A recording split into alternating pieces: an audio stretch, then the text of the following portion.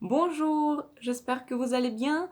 Pour notre leçon numéro 8, je vous ai préparé quelque chose d'assez particulier. Donc je vous préviens dès le début que pour pouvoir suivre notre cours jusqu'au bout, il faudra que vous fassiez preuve de tolérance et d'ouverture d'esprit.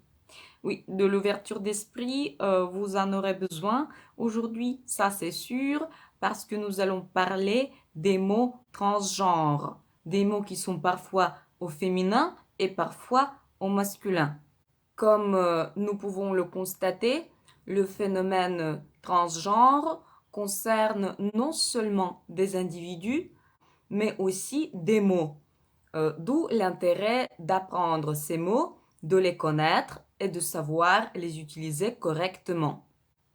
Ces mots transgenres, il y en a trois: amour, délice, orgue.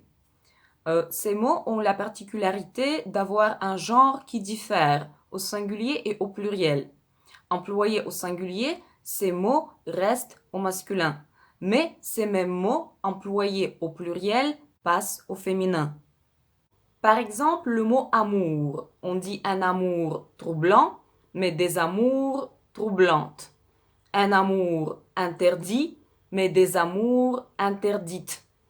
Vous voyez qu'au pluriel, on ajoute la terminaison ES aux adjectifs interdits et troublants pour montrer que le mot amour passe au féminin.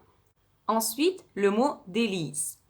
On peut dire par exemple un délice voluptueux ou un délice merveilleux. Mais au pluriel, il faut qu'on dise des délices voluptueuses, des délices merveilleuses. EUX, à la fin des adjectifs merveilleux et voluptueux, se transforme en EUSES pour montrer que le mot délice est employé au féminin pluriel. Le troisième mot, c'est le mot orgue. On peut dire par exemple un orgue puissant ou des orgues puissantes. On ajoute la terminaison ES à la fin de l'adjectif puissant pour montrer que les orgues sont au féminin. Mais c'est pas tout. Avec les orgues, les choses sont un peu plus compliquées qu'avec les amours ou les délices. Ce qu'il y a, c'est que parfois on emploie le mot orgue au pluriel avec un S à la fin pour parler d'un seul instrument avec ses composantes. Par exemple, les grandes orgues de Notre-Dame. Dans ce cas-là, les orgues sont au féminin. Venez admirer les majestueuses orgues de la cathédrale. Majestueuses, EUSES à la fin, parce que les orgues sont ici au féminin.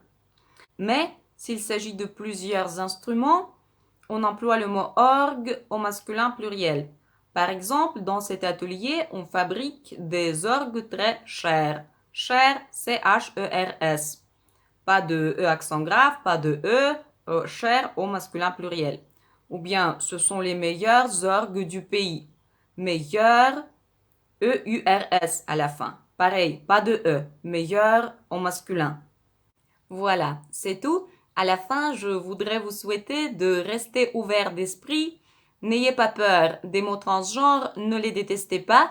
Apprenez à les utiliser et intégrez-les dans votre vocabulaire. Merci pour votre attention. Très bonne journée à vous et à bientôt.